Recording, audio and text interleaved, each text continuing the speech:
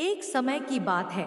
किसी राज्य में एक धार्मिक और दयालु राजा राज करता था। उस राजा की रानी भी बहुत खूबसूरत और होशियार थी। दोनों की जिंदगी बहुत खुशहाल भरी कट रही थी। राजा के महल में कुछ दिनों बाद एक खुशहाली आई। दोनों का एक पुत्र हुआ। राजा रानी ने अपने बेटे का पालन पोषण और शिक्षा देने में कोई भी कमी नहीं रखी। अलग अलग राजा रानी का पुत्र राजकुमार दिखने में बेहद सुंदर था। राजकुमार का बर्ताव बेहद विनम्र और हर तरह से अच्छे राजकुमार व बेटे के रूप में सुयोग्य था। राजा अपने पुत्र से अधिक प्रसन्न रहते थे। अलग अलग राज्यों के राजा अपनी पुत्रियों का विवाह उनसे कराना चाहते थे। उन्होंने अपना प्रस्ताव राजा और रानी के पास भी भेजा, लेकिन राजा रानी का मानना था कि उनके पुत्र की शादी एक ऐसी लड़की से हो जो सुंदर, समझदार और भावुक हो, जो पूरी तरह से उनके पुत्र के काबिल हो, जो उसके पुत्र को समझे और हमारे बाद हमारा पुत्र और उसकी पत्नी हमारा राज्य संभाले। राजा ने राजकुमार को उन्हीं राज्यों में भेजा जहां से उनके लिए शादी के प्रस्ताव आए थे। राजा का मानना था कि राजकुमार खुद जाकर राजकुमारियों से मिले और जो राजकुमारी उन्हें अपने योग्य लगती है वह उसे अपनी सही जीवन साथी चुन सकते हैं। राजकुमार भी अपने पिता का आदेश मानकर चल दिए। वह कई राज्यों में गए और वहां उनकी मुलाकात कई राजकुमारियों से हुई, लेकिन उन्हें कोई भी अपने योग्य नहीं लगी। कुछ दिनों बाद राजकुमार बिना कोई राजकुमारी पसंद किए अपने महल वापस लौट आए, क्योंकि राजकुमार को एक भी राजकुमारी अपने योग्य नहीं मिली। लेकिन वह बहुत दुखी थे और उन्हें लग रहा था कि शायद उनके नसीब में पत्नी का सुख ही नहीं है। यही सब सोचकर राजकुमार के मन से विवाह का विचार निकल गया और अपने राज्य के काम में मन लगा लिया। एक शाम उस राज्य में बहुत तेज बारिश हो रही थी। तभी अचानक से महल के दरवाजे पर बारिश में भीगी हुई एक लड़की आई और उसके कपड़े भी पूरी तरह से गीले थे और बालों का भी बुरा हाल था। उसकी हालत बिल्कुल खराब हो चुकी थी। लड़की ने दरवाजे पर मौजूद सैनिकों से कहा कि वह पड़ोसी राज्य की राजकुमारी है, जो बारिश में भीगने की वजह से यहाँ फंस गई है। ऐसे मौसम में उसके लिए अपने महल जाना नामुमकिन था, इसलिए वह शरण लेने यहाँ आई है।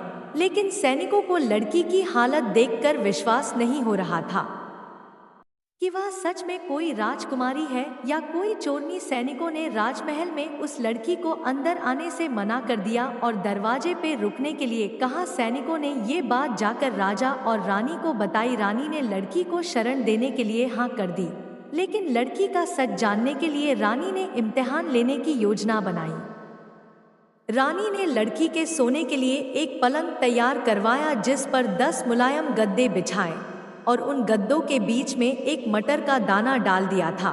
उसके बाद ऊपर से एक रेशम की चादर बिछा दी। उसके बाद रानी ने उसे उस पलंग पर सोने के लिए कहा। अगली सुबह जब लड़की उठी तो रानी ने बेसब्री के साथ उससे पूछा कि उसे नींद कैसी आई। इस पर लड़की ने जवाब दिया कि वह पूरी रात सही से सो नहीं पाई क्योंकि उसे पलंग में कुछ चुभ रहा था। लड़की बात सुनकर रानी ये मानने के लिए तैयार हो गई कि वह एक राजकुमारी है और वह सच कह रही है। तभी उसे 10 गद्दों के बीच में रखा मटर भी चुभ रहा था। वह बहुत ही नाजुक राजकुमारी है और समझदार भी है। उसी समय रानी ने राजकुमारी की शादी अपने पुत्र से करवाने का फैसला किया। थोड़े समय बाद राजकुमार की विवाह उस राजकुमारी के साथ संपूर्ण हुई। बहुत समय पहले की बात है। एक राज्य के नगर में एक राजा शासन करता था, जिसका नाम राजा चंद्रपाल था। राजा चंद्रपाल के राज्य की सीमाएं भले ही छोटी थी, लेकिन उसकी प्रजा और उसका राज्य किसी समय समृद्ध और खुशहाल थे। राजा अपनी बुद्धिमत्ता, न्यायप्रियता और उदारता के लिए दूर दूर तक प्रसिद्ध था। राजा के दयालुता के कारण ही प्रजा राजा को भगवान मानती थी। नगर के किसी भी प्रजा को सबसे पहले देखते थे। यही देखकर प्रजा के दिल में राजा के लिए अथाह स्नेह रहता था। उसने हमेशा अपने राज्य के लोगों के कल्याण को के बारे में सोचता है। राजा चंद्रपाल ने अपने शासनकाल में कई उत्कृष्ट कार्य किए थे। उसने राज्य में शिक्षा का प्रसार किया, सड़कें बनवाईं और किसानों के लिए सिंचाई की सुविधाएं जुटाईं। बहुत सारे ऐसे सुविधा करवाई। इसके अलावा उसने व्यापारियों को प्रोत्साहन देकर राज्य की आर्थिक स्थिति को भी बहुत ऊंचाइयों तक पहुंचाया। गरीबों के लिए रोजगार तरह तरह के दिए, पाठशाला भी खुलवाएं, ऐसे कई कार्यालय भी खुलवाएं। एक समय था जब राज्य का खजाना सोने चांदी से भरा रहता था और राज्य के लोग संपन्न और खुशहाल जीवन व्यतीत करते। लेकिन समय हमेशा एक जैसा नहीं रहता। धीरे धीरे राजा के भाग्य में भी परिवर्तन आने लगा। राज्य में अचानक से कई विपत्तियां आईं, कई तकलीफें आने लगी। पहले राज्य में सूखा पड़ा, जिससे किसान अपनी फसलें उगाने में असफल रहे। फिर एक महामारी ने राज्य के पशुओं को ग्रसित कर लिया, जिससे व्यापारियों को भारी नुकसान हुआ। व्यापारी अब राज्य छोड़कर जाने लगे और राज्य की अर्थव्यवस्था ठप हो गई। इन कठिनाइयों के कारण खजाना खाली होने लगा और धीरे धीरे राजा को भी गरीबी का सामना करना पड़ा। राजा चंद्रपाल, जो कभी महलों में शानो शौकत के साथ रहता था, अब खुद को एक साधारण जीवन जीने पर मजबूर पाता था। जो राजा हर रोज नए नए पकवान खाते थे, आज वो सूखी रोटी खाने पर मजबूर हो गया। उसके महल की दीवारें अब जर्जर हो जाती चुकी थी और वहाँ की रंगीन सजावटें धूल में मिल गई थी। भोजन की कमी हो गई थी और महल के रसोई घर लम्हे भी अक्सर खाली बर्तन ही दिखते थे। राजा और उसके परिवार ने अपने राजसी वस्त्र त्याग कर साधारण कपड़े पहनना शुरू कर दिया था। राजा को अब बहुत चिंता सताने लगी थी। राजा को अपने राज्य के प्रजा को लेकर बहुत चिंता होने लगी थी। लेकिन राजा के दिल में अब भी वही प्रजा के प्रति प्रेम और करुणा थी। वह अपनी गरीबी को लेकर अधिक चिंतित नहीं था, बल्कि उसकी सबसे बड़ी चिंता थी उसकी प्रजा की हालत। वह रातों को जागकर यह सोचता कि कैसे वह अपने राज्य को फिर से समृद्ध बना सके और कैसे वह अपनी प्रजा की कठिनाइयों को दूर कर सके। राजा की प्रजा भी उसकी दरिद्रता से बहुत दुखी थी। वे जानते थे कि राजा चंद्रपाल ने हमेशा उनके भले के लिए काम किया था और उसकी वर्तमान स्थिति उनके दिलों को छू जाती थी। हर कोई चाहता था कि राजा फिर से वैसा ही समृद्ध हो जाए जैसा वह पहले था, लेकिन प्रजा भी मजबूर थी, क्योंकि राज्य की स्थिति ऐसी थी कि कोई भी विशेष मदद नहीं कर पा रहा था। एक दिन राजा चंद्रपाल ने अपनी दरबार में सभी मंत्रियों और सभासदों को बुलाया। सभी को इस बात का आभास था कि राजा अब कोई महत्वपूर्ण निर्णय लेने वाला है। राजा की गंभीर मुद्रा ने दरबार में एक अजीब सा सन्नाटा फैला दिया। राजा ने शांत स्वर में कहा, मैंने हमेशा अपने राज्य की भलाई के लिए कार्य किया है। अब समय आ गया है कि हम सब मिलकर इस संकट से उभरने का उपाय खोजें। हमारे पास अब धन नहीं है, लेकिन हमारे पास विश्वास और श्रम शक्ति है। अगर हम एकजुट होकर प्रयास करें तो निश्चित रूप से हम इस स्थिति से उबर सकते हैं, क्योंकि हमारा विश्वास और मेहनत से ही हम बड़ा कुछ कर सकते हैं। राजा के इन शब्दों ने दरबार में एक नई ऊर्जा पैदा कर दी। सभी मंत्री और सभासद राजा के साथ मिलकर इस समस्या का समाधान निकालने के लिए तैयार हो गए। राजा को यह समझ आया कि केवल दरबारियों का सहयोग पर्याप्त नहीं होगा, इसके लिए उसे प्रजा की भी मदद चाहिए थी। राजा ने जनता से सीधे संवाद किया, प्रिय प्रजाजनों, मैं आपकी पीड़ा से भली भांति अवगत हूँ और मैं आपकी पीड़ा को समझता हूँ, लेकिन अगर हम सभी मिलकर काम करें और अपनी जिम्मेदारी निभाएं तो यह कठिन समय भी बीत जाएगा, क्योंकि एकता में ही शक्ति है। मैं आपसे विनम्र निवेदन करता हूँ कि आप अपने अपने हिस्से का योगदान दें, चाहे वह कितना भी छोटा क्यों न हो। अगर हम सभी अपनी छोटी छोटी कोशिशों को जोड़ेंगे तो हम इस संकट को हरा सकते हैं। प्रजा ने राजा की इस अपील को बहुत गंभीरता से लिया। गांव-गांव में लोग इकट्ठा होने लगे और अपने अपने तरीके से राज्य को बचाने के उपायों पर विचार करने लगे। किसान अपने खेतों में दुगने परिश्रम से काम करने लगे, व्यापारी नए व्यापारिक मार्गों की खोज में निकल पड़े और कारीगर नए नए उत्पाद बनाने में जुट गए, ताकि राज्य को पुनः समृद्ध बनाया जा सके। हर कोई जानता था कि अगर राज्य को बचाना है तो उन्हें खुद अपनी जिम्मेदारी निभानी होगी। राजा चंद्रपाल भी अपने महल में बैठने की बजाय प्रजा के साथ काम करने लगा। वह खेतों में जाकर किसानों से मिलता, उनकी समस्याओं को समझता और उन्हें समाधान सुझाता। राजा का यह व्यवहार उसकी प्रजा के दिलों में और भी गहरा स्थान बना रहा था। धीरे धीरे राज्य में बदलाव आने लगे। लोग अब अपनी गरीबी से निराश नहीं थे, बल्कि वे अपने राजा के नेतृत्व में एक नए उत्साह से काम कर रहे थे।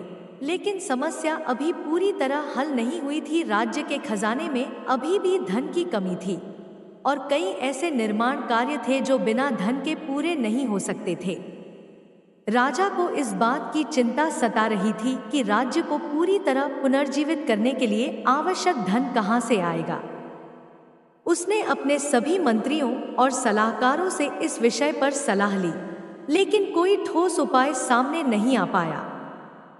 इसी बीच एक दिन राज्य के सबसे वृद्ध और ज्ञानी मंत्री महामंत्री वसुदेव राजा के पास आए। उन्होंने राजा से कहा, महाराज, मैंने सुना है कि हमारे राज्य की सीमाओं से परे एक बहुत बड़ा धन का भंडार है, जिसे धन की गुफा कहा जाता है। यह गुफा बहुत दूर एक पर्वत श्रृंखला के बीच स्थित है और वहां पहुंचने का रास्ता बहुत कठिन है। लेकिन ऐसा कहा जाता है कि जो भी उस गुफा तक पहुंच जाए और उसकी पहेली को हल कर ले, उसे अपार धन की प्राप्ति होती है।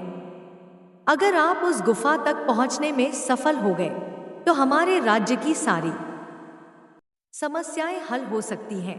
राजा चंद्रपाल ने इस सुझाव पर गहराई से विचार किया। वह जानता था कि यह यात्रा बहुत जोखिम भरी होगी, लेकिन अपने राज्य और प्रजा के भविष्य के लिए वह किसी भी हद तक जाने को तैयार था। राजा ने निर्णय लिया कि वह स्वयं इस यात्रा पर जाएगा और धन की गुफा तक पहुंचने का प्रयास करेगा। उसने अपने सबसे विश्वासपात्र योद्धाओं और मंत्रियों के साथ यह योजना बनाई। राजा ने प्रजा को इस यात्रा की जानकारी दी। उसने वादा किया कि वह हर संभव प्रयास करेगा ताकि राज्य की स्थिति फिर से सुधर सके। प्रजा ने भी अपने राजा को शुभकामनाएं दी और ईश्वर से राजा के लिए प्रार्थना की। राजा चंद्रपाल ने एक नई चुनौती का सामना करने का साहसिक निर्णय ले लिया था। धन की गुफा की यात्रा की योजना तैयार की जा रही थी और राजा ने अपनी प्रजा को यह वादा किया था कि वह राज्य की स्थिति सुधारने के लिए हर संभव प्रयास करेगा। राजा के भीतर जो दृढ़ निश्चय था, वह उसकी प्रजा के लिए प्रेरणा का स्रोत बन गया था। उन्होंने महसूस किया कि अगर उनका राजा उनके साथ है तो वे किसी भी कठिनाई का सामना कर सकते हैं। प्रजा ने भी मन में ठान लिया था कि वे किसी भी हालत में अपने राजा का साथ देंगे। राजा चंद्रपाल ने अपनी यात्रा शुरू की। वह जानता था कि यह यात्रा केवल धन की खोज के लिए नहीं थी, बल्कि यह उसके आत्मविश्वास, धैर्य और उसकी सच्चाई की परीक्षा थी। गुफा का रास्ता बहुत कठिन था। घने जंगल, ऊंचे पहाड़ और तेज नदियां, इन सब का सामना करना था। लेकिन राजा के कदम नहीं रुके। उसके साथ कुछ विश्वासपात्र साथी भी थे जो राजा के साहस और नेतृत्व पर पूरी तरह से भरोसा करते थे। राजा को अपने प्रजा का प्यार और एकता देखकर राजा को साहस मिलता था।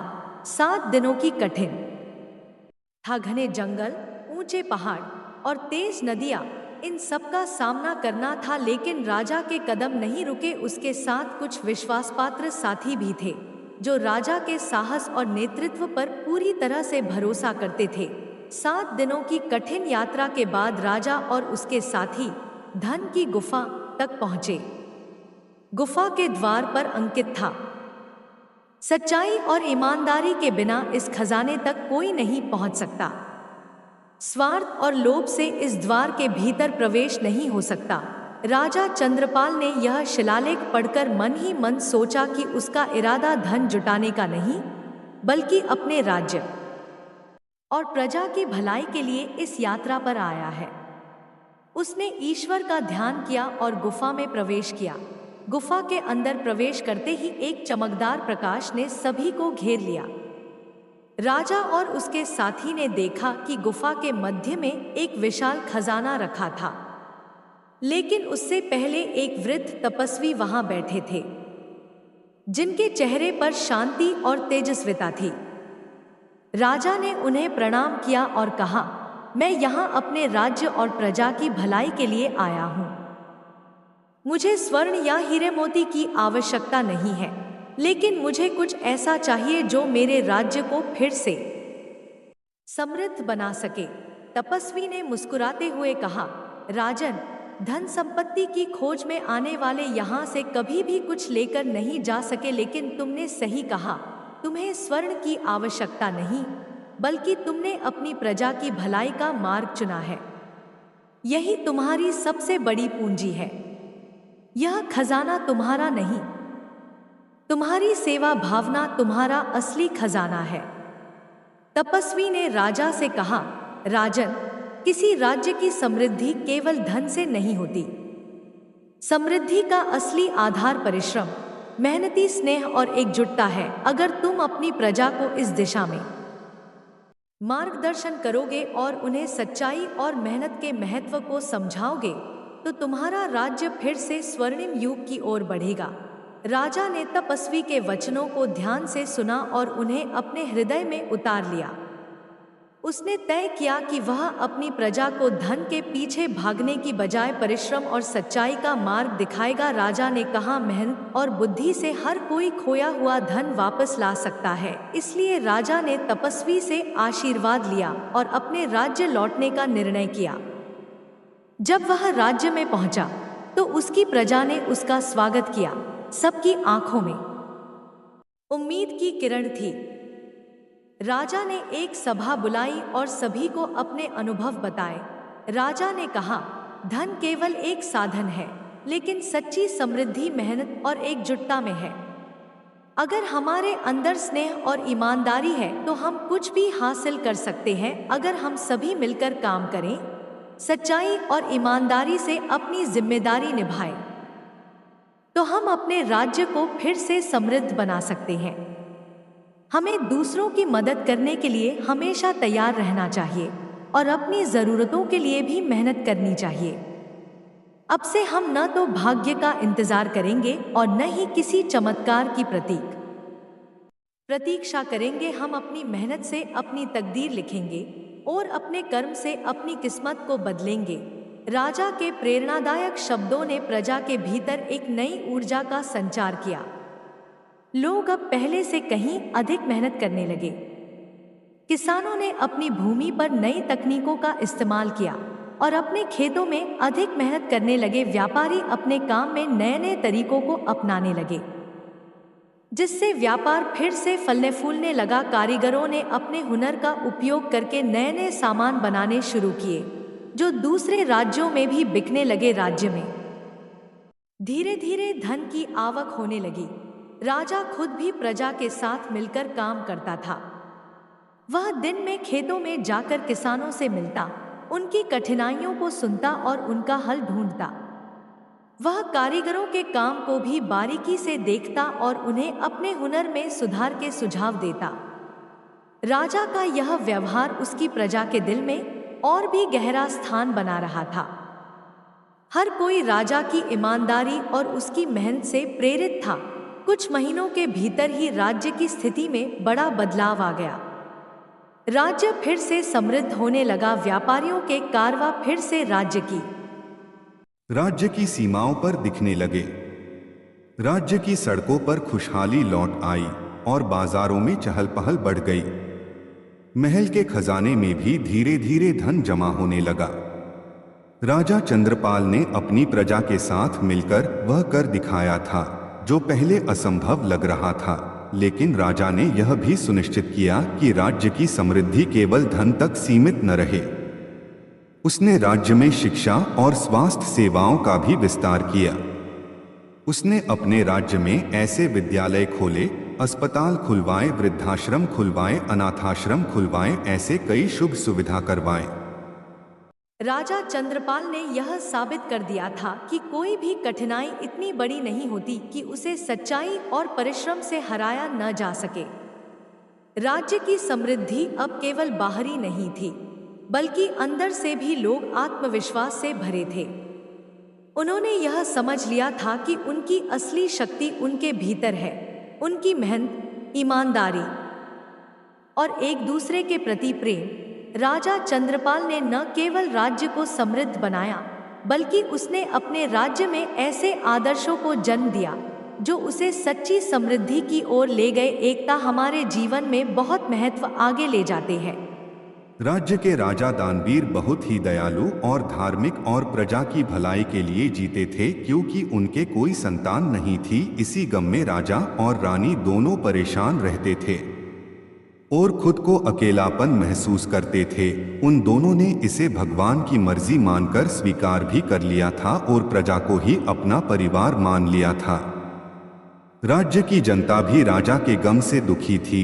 राजा तो शिकार करके या जनता की सेवा करके अपना समय गुजार लेते थे और इससे उनका मन लगा रहता था, लेकिन रानी तो पूरा दिन खाली रहने के कारण, सिर्फ अपनी संतान न होने के कारण दुखी रहती थी और अपने भाग्य को कोसते रहती थी। राजा को शिकार का बहुत शौक था। एक दिन वो शिकार करने जंगल की तरफ चल दिए। उसके सिपाही भी उसके साथ थे। जंगल में राजा के सिपाही पीछे छूट गए और वो आगे निकल गया। वो आगे पहुंचा तभी उसने किसी बच्चे की रोने की आवाज सुनी। वो आवाज के पास पहुंचा तो देखा कि दो डाकू एक छोटे बच्चे को तलवार से काटने वाले थे। राजा दानवीर ने उन्हें ललकारा और अपनी वीरता से उसे बंधक बना लिया। राजा ने बच्चे को देखा तो वो एक सुंदर राजकुमार था। राजा ने उसे गोद में उठाया।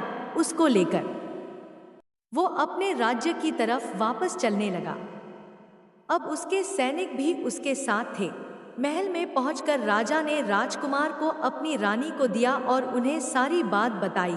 रानी ने उसे भगवान का उपहार बताया, जिससे उनकी खाली झोली भर गई थी।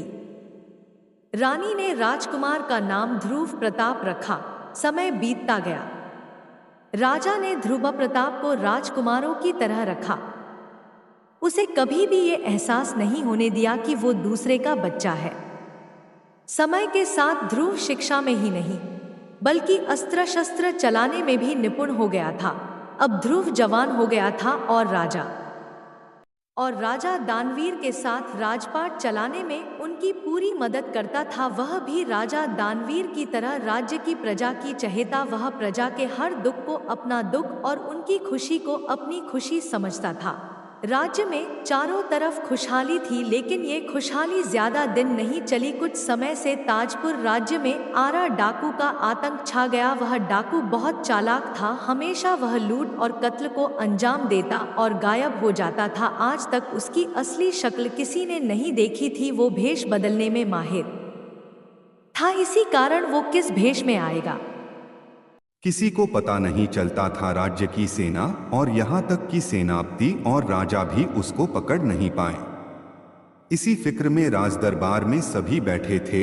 उसी समय ध्रुव बोला, पिता महाराज, यदि आप आज्ञा दें तो मैं इस आरा डाकू को पकड़ने की कोशिश करूं। राजा बोले, ध्रुव, सारी सेना और सेनापति सहित हम भी कोशिश करके हार गए, लेकिन यदि तुम भी कोशिश करना चाहते हो तो जैसी तुम्हारी इच्छा, लेकिन सावधान रहना, वो बहुत खूंखार है। ध्रुव ने उन्हें धन्यवाद कहा और उनकी आज्ञा लेकर वह दरबार से बाहर निकल गया। उस रात ध्रुव ने एक दूसरे मर्द का भेष बनाया और राज्य में घूमने लगा। वह हर जगह घूम रहा था, बाजार, गलियों, खेतों में लगातार घूमते हुए उसे 7 दिन बीत गए, लेकिन वो आरा डाकू का पता नहीं लगा पाई। किंतु वह कत्ल और लूट को अंजाम अभी भी दे रहा था।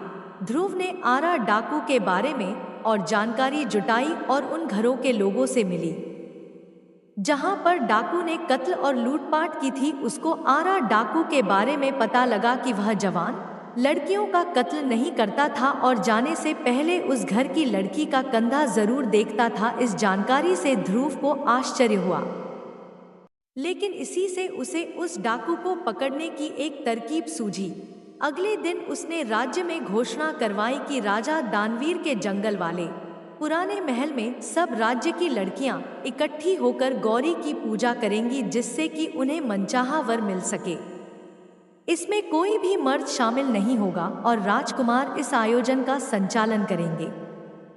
तय अनुसार ध्रुव कुछ बहादुर लड़कियों को साथ लेकर जंगल के महल में पहुंचा और डाकू का इंतजार करने लगा। उसे पूरा विश्वास था कि डाकू इस घोषणा को सुनकर यहाँ जरूर आएगा। ध्रुव को ज्यादा इंतजार नहीं करना पड़ा।